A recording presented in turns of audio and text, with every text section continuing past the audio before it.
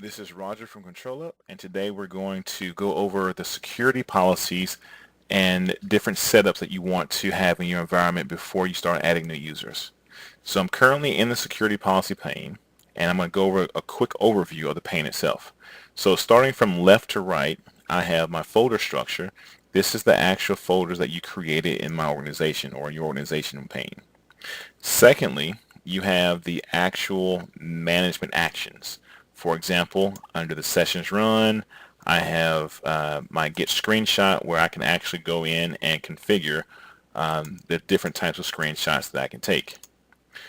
After that, you have the inheritance column. The inheritance column is so that if I create a certain security policy at the top, it will actually be inherited to any of the folders below it. But I can also go in and uncheck that box and create a different set of security policies per folder.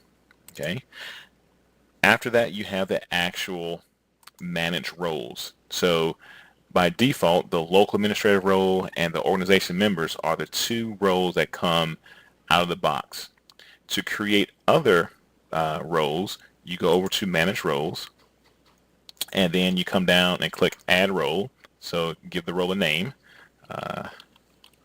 level 2 support or whatever. Add the users to that actual group, and then click OK. Once you click OK, you will see that new role populate your screen. Okay. Now, once I have my roles created, I want to go in and configure what action items they can do. So let's first define the different roles. So again, these are your two original roles. So organization members, this is all authenticated users to the software. So if you don't belong to any of these other roles, by default, you are in the organization members role. Okay. Local admins means the Windows account that you use to launch the software. If that account has admin rights on the machines that you're managing, then these are the permissions that you have from inside the console. Okay. And then let's talk about the actual settings. So your settings are, there's three settings that are defined. Allow, which means you're allowed to run wherever that action item is. Deny means that you are explicitly denied permission from running that action item. And not set. Not set is a soft deny, meaning it's a deny unless there's an allow action added elsewhere. Let's show you an example of this. So I'm going to go down to session actions, run session actions, and I'm going to go down to without user notification. So it's taking a screenshot without letting the user know. By default, local admins, this is set to allow. I'm going to set it to not set. So now it's not set across the board. But for my help desk user, I'm going to go and do an explicit deny.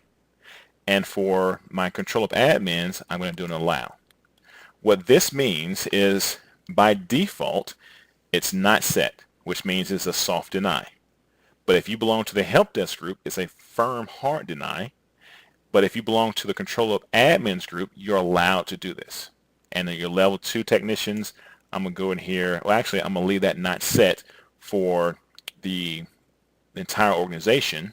But what I'm going to also do now is go down to one of my subfolders. I'm going to save my changes. And I'm going to, once this change is applied, I'm going to uncheck the inherit button. And for the Horizon View folder, I'm going to allow my level 2 technicians to take a screenshot there without the user permission. So notice that the two settings that I set on the organizational root folder followed me down, and I just added this allow for that one particular folder. So now if a level 2 technician is looking at a machine that's in the Horizon View folder, they're allowed to take a screenshot of that user session, but not in any other folder. Make sense? Great. Thanks for your time. Talk to you later.